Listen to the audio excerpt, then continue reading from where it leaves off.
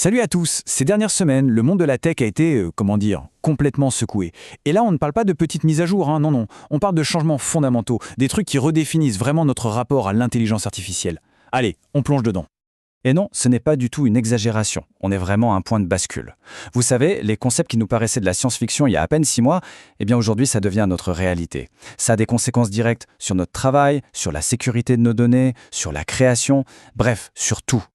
Alors, au programme aujourd'hui, on va décortiquer 5 grosses annonces. D'abord, on verra comment LinkedIn utilise nos données pour son IA. Ensuite, on parlera des nouveaux agents autonomes de Microsoft, de vrais collègues virtuels.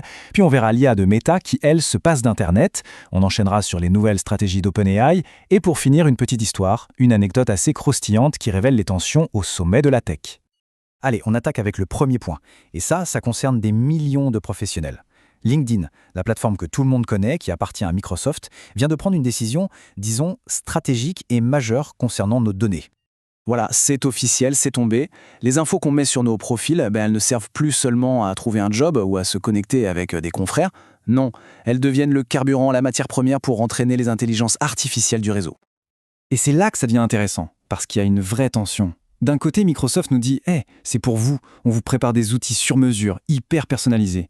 Et de l'autre, il y a pas mal d'experts qui commencent à froncer les sourcils. La question, c'est où est la limite ? Qui décide si nos ambitions de carrière, toutes ces infos qu'on partage en confiance, ne deviennent pas juste de la data pour gaver un algorithme ? C'est le vrai sujet. Alors concrètement, qu'est-ce qu'ils vont utiliser ? Eh bien quasiment tout ce qui est public ou semi-public sur un profil. Les infos de base, les publications, les compétences, les commentaires, l'historique d'activité, tout ça y passe. LinkedIn nous assure que les messages privés, eux, ne sont pas touchés. Ouf ! Mais bon, une collecte de données à cette échelle, ça soulève forcément de nouvelles questions. Par exemple, est-ce qu'une IA, en analysant des millions de parcours, ne pourrait pas finir par créer un profilage qui désavantagerait certains candidats avant même qu'ils postulent ? Le débat est clairement ouvert. On reste chez Microsoft pour la deuxième grosse annonce. Et là, attention, on ne parle plus seulement de données. On parle de la nature même du travail. L'assistance IA qu'on connaissait est en train de se transformer en un véritable employé virtuel. Ok, là, il faut qu'on soit bien clair sur ce que ça veut dire. Un agent autonome, ce n'est pas juste un chatbot qui répond à des questions. Pas du tout.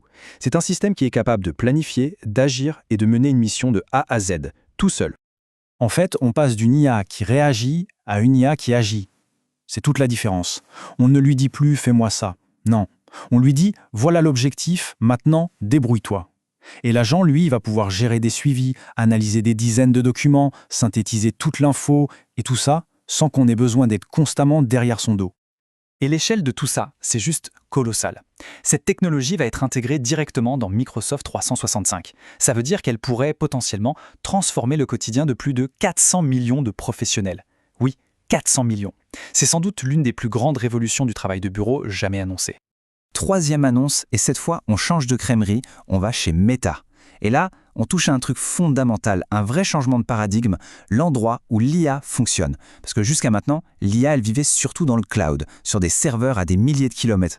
Eh bien, avec ce projet Execute Torch, Meta veut tout simplement rapatrier l'intelligence artificielle directement dans nos poches, sur nos appareils. Le but, c'est de faire tourner les modèles d'IA sur nos téléphones, nos lunettes connectées, nos casques de VR, sans avoir besoin d'être tout le temps connectés à Internet. Et les avantages, franchement, ils sont énormes. Une IA qui est locale sur l'appareil, elle est beaucoup plus rapide. Fini la latence. Elle est aussi plus confidentielle, forcément, puisque les données ne quittent jamais l'appareil. Et surtout, elle fonctionne partout, même au fond d'une cave sans Wi-Fi.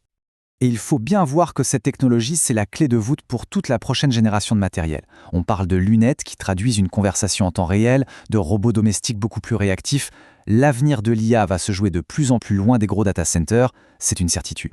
On passe maintenant à OpenAI. L'entreprise qu'on a longtemps vue comme une sorte de laboratoire de recherche un peu perché est en train de faire un virage à 180 degrés pour devenir un vrai leader industriel. Et ça se voit avec 2 annonces clés, l'une sur le business, l'autre sur la sécurité.